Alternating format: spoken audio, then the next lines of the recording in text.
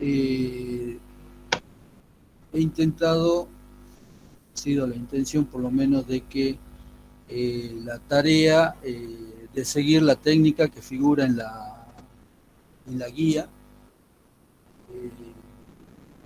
y en el aula virtual hay un par de videos eh, que si bien no siguen la misma técnica,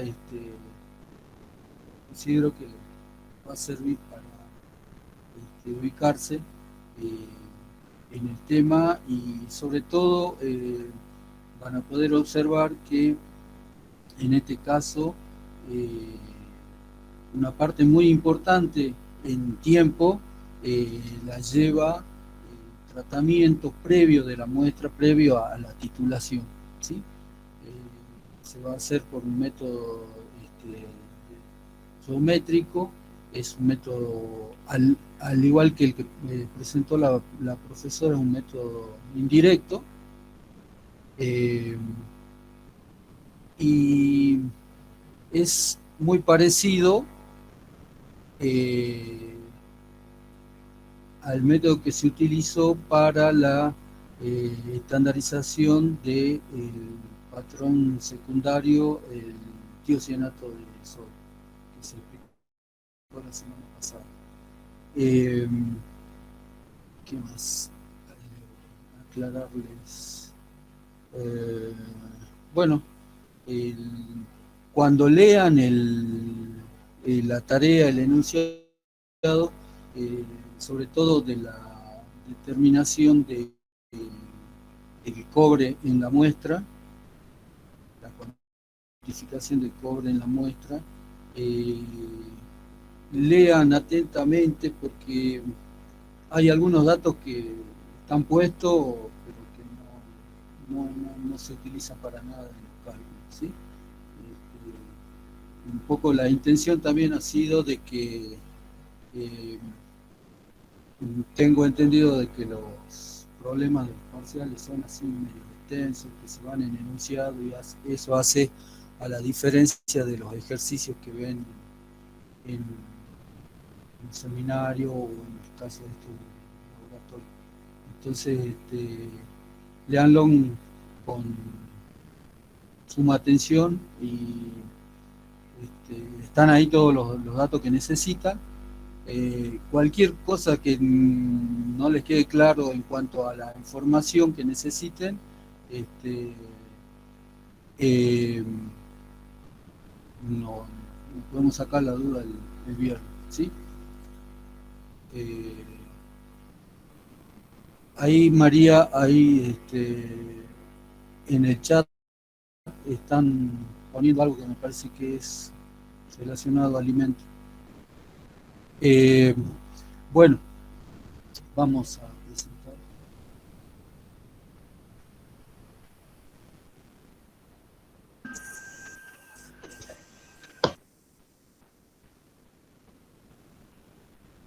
Entonces, muy cortito. Vamos a ver la volumetría, redox, segunda parte. En la, y básicamente tiene eh, esta parte del laboratorio eh, tiene dos etapas. Como les decía, la primera, el tratamiento de la muestra, eh, básicamente se hace una digestión, un ataque con ácido clorhídrico y nítrico de la muestra, o sea, se toma se pesa una cantidad de la muestra a analizar y a esa muestra se le hace un ataque con ácido nítrico y clorhídrico.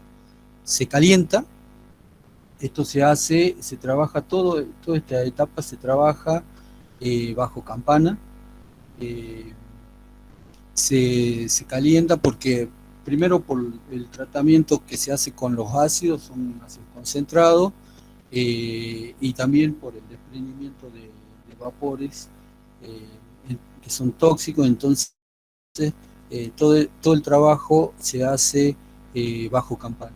Se calienta en una plancha a sequedad, se forma como una costra en el vaso de precipitado.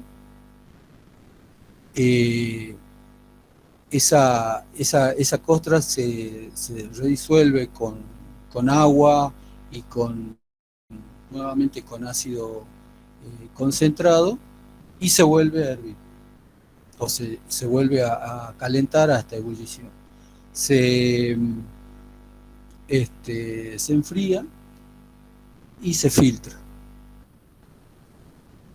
Se separan entonces dos fases, una pesada y una liviana, una insoluble y otra soluble, y en la soluble es donde vamos a continuar con el tratamiento, porque tenemos ahí fundamentalmente hierro y cobre.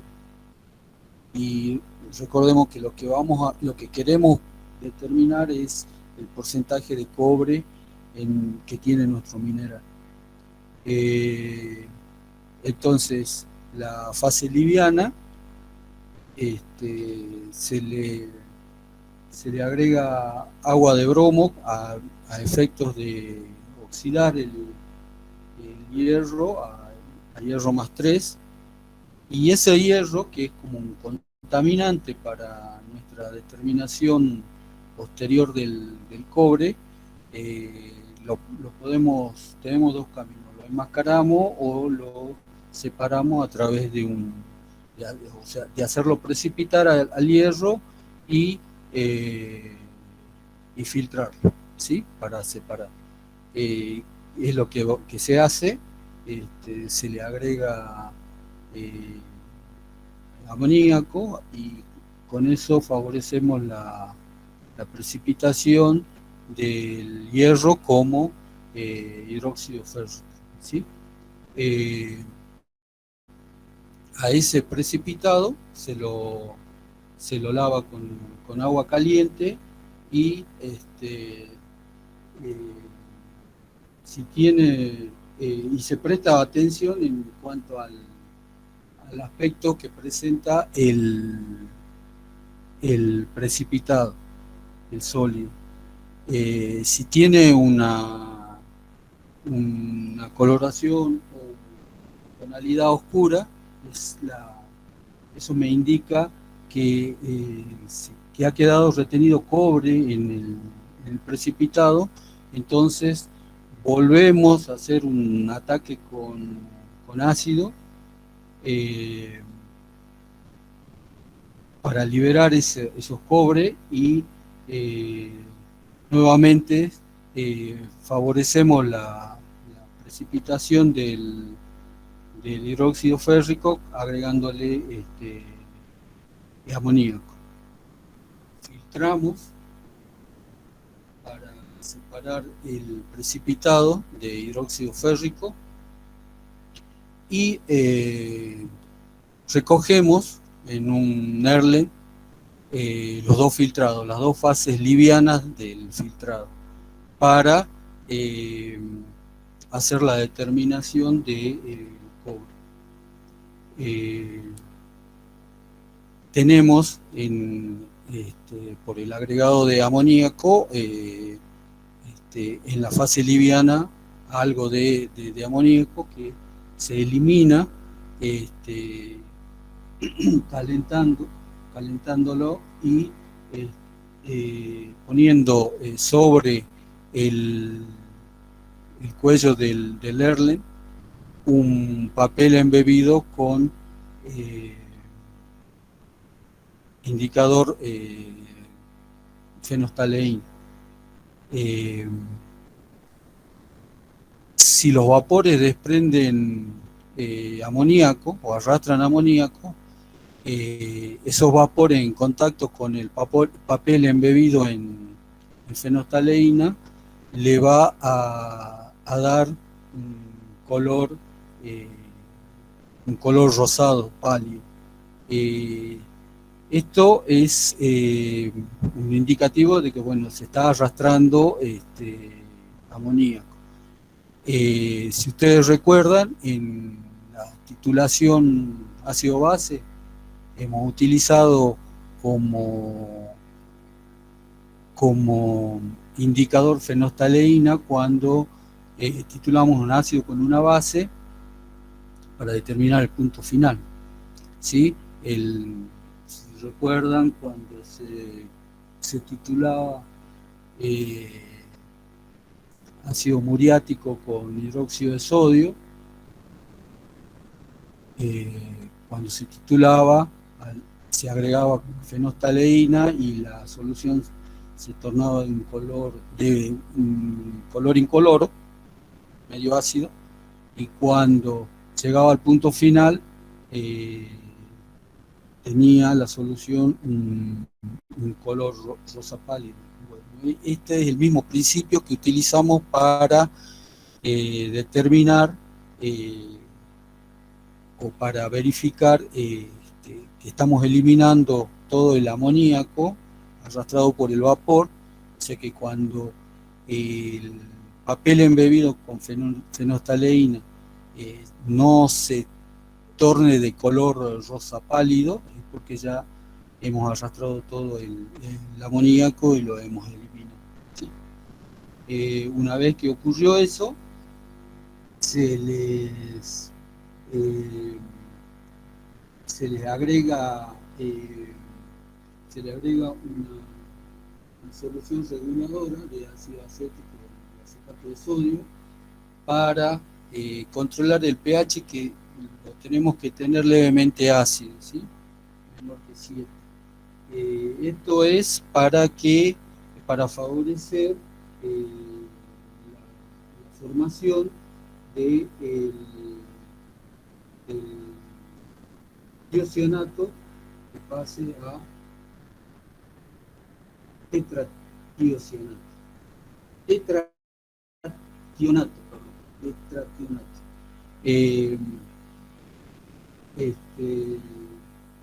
Y en estas condiciones se le agrega iodur de potasio para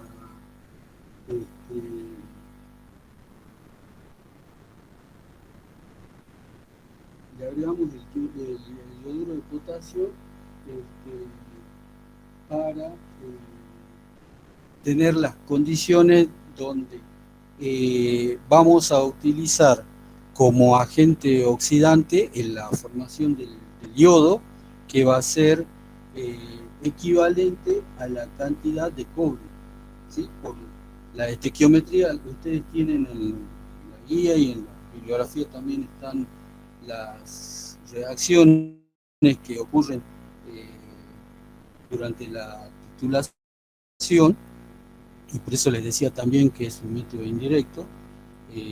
Vamos a utilizar como agente oxidante el yodo, y como agente reductor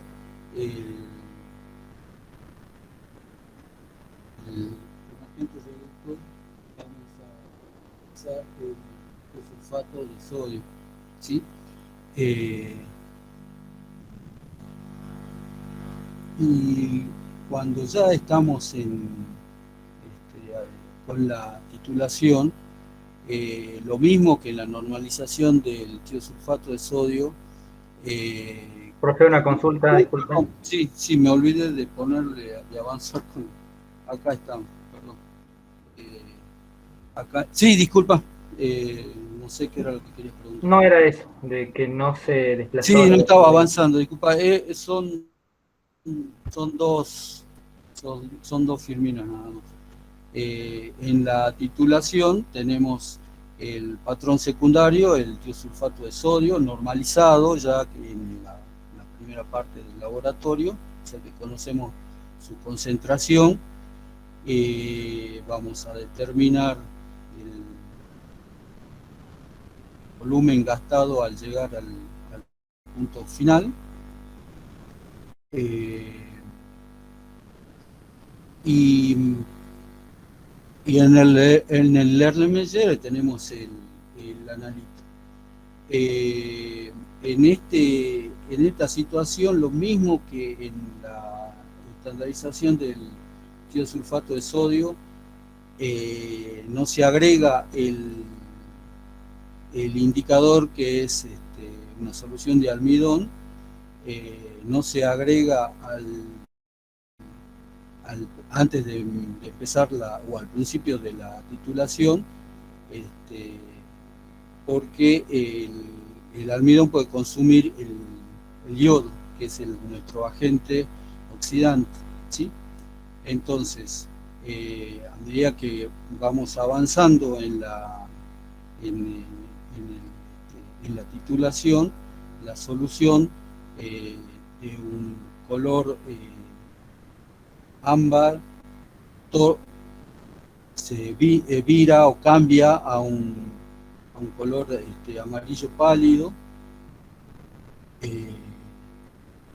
y cuando llega a esa tonalidad, se vuelve a agregar una punta de espátula de iodo de potasio para verificar de que no tenemos cobre, ¿sí? Si no hay ningún cambio, entonces sí recién agregamos el indicador, que es decía, la solución de almidón, que se tiene que preparar antes de iniciar la titulación. Y como ya estamos cerca del punto final, al agregarle el indicador, la solución va a tomar un color oscuro, azul oscuro, y continuamos con el agregado del patrón ciclínico. Cuando cambia la solución a un color blanco lechoso, hemos llegado a nuestro punto final, ¿sí?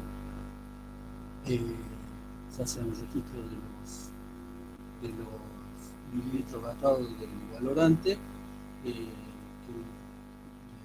nos van a servir para el cálculo de lo que nosotros necesitamos, que es la masa de cobre. Ahora, ¿qué es lo que vamos en el punto final, qué es lo que vamos a plantear? La igualación del número de equivalentes de cobre con el valorante o el patrón secundario, el tiosinato. ¿Sí? ¿Por qué esto? Porque en realidad el cobre no aparece en la ecuación de la titulación, pero tiene un equivalente con la cantidad de yodo, ¿sí? Entonces, por eso planteamos esa igualdad, esa ecuación. Como conocemos la concentración del valorante, el tiosinato de sodio, hemos determinado el volumen de mililitros gastados al llegar al punto final. Entonces podemos de esa ecuación despejar la masa de cobre que tenemos, que sería la masa de nuestro analito, ¿sí? Fíjense en que acá hay una variante, no veníamos tomando nosotros alícuotas de analito, en este caso no fue así, ¿sí? Así que y bueno, lo único que queda es determinar los equivalentes de cobre, pasar del equivalente a moles. Hay que ver también en la reacción la cantidad de electrones puestos en el juego, y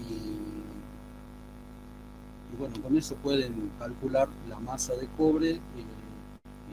Tienen como dato lo que se pesó al principio de la muestra, entonces lo dividen por ese valor, lo multiplican por 100 y tienen el porcentaje de cobre en el minero. ¿Sí? Las ecuaciones estas que estoy mostrando, lo mismo que toda la técnica está dada en la guía, en la segunda parte. Se ha hecho un ataque de la misma muestra para un análisis de hierro y de cobre. Nosotros lo único que hemos tomado... Martín, disculpa. Sí.